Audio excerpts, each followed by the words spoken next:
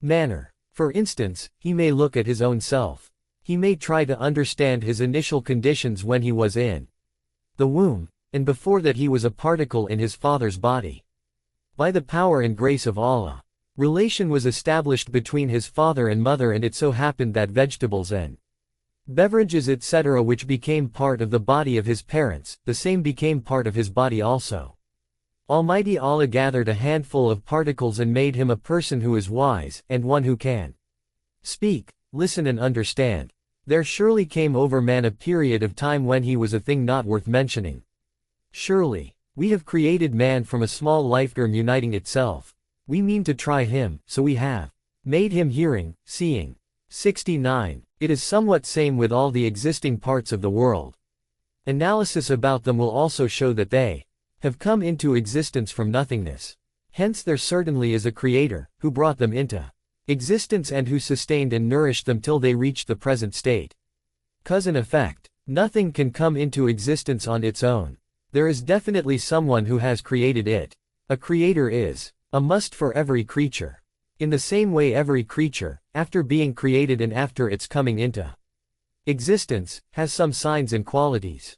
These signs and qualities are known as secondary excellences. The basic and initial excellence of everything comes into existence from nothingness. A creator is required for this also. In the same way, for example, the creator has created man who is hearing and seeing. These senses of hearing and seeing are his secondary excellences.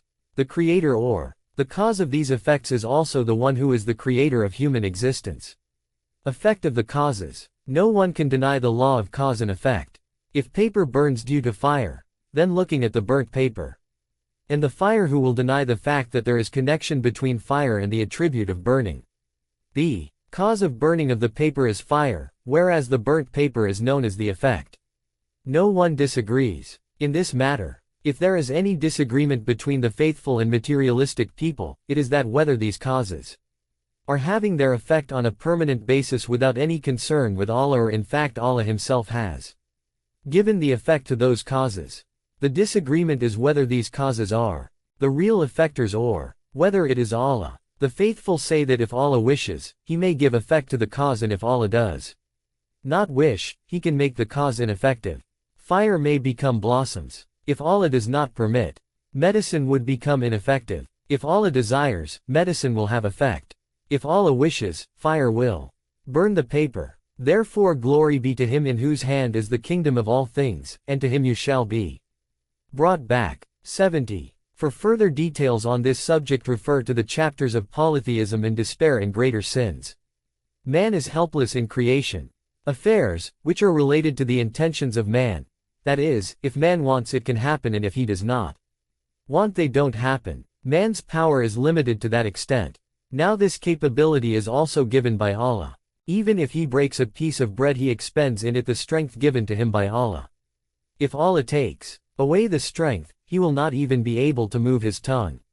He will not be able to even slightly move his finger. Though man produces offspring by the will of Allah, if he is told to create a single insect from nothing, he would not be able to do so. He cannot produce something from nothing, and he is helpless in this regard. And you do not please except that Allah please, the Lord of the worlds. 71. Will of Allah. Therefore it is the responsibility of every Muslim that, whenever he decides or thinks of doing something, he should also keep in mind the wish and will of Allah. He should remember that though he would perform the task, it is Allah who may allow this work to be performed or not. One should say, if Allah wills, insha'Allah. Therefore, insha'Allah, if Allah wills should be said. That is, if Allah wills I would be able to do this or that. The Holy Quran clearly states, and do not say of anything, surely I will do it tomorrow, unless Allah pleases. 72. The moral conclusion is that, without Allah's will, man cannot do anything on his own. With the expectations being broken. In Najul Balagha there is this famous sentence of Amirul Mu'minin A.S. that I recognize Allah because of intentions being broken, knots getting untied and courages being tattered. Broken. And in Gararul Hikam this is followed by, and one who made his intention sincere for Allah, seeing his afflictions were dispelled I recognized Allah. That is, failure of intentions is also one of the proofs to recognize Allah. Often it so happens that a person intends to do or not to do something, but suddenly he changes his intention. There must surely be some or the other reason for the breaking of that aim and intention. It shows that there is a power which is more powerful than man's intentions.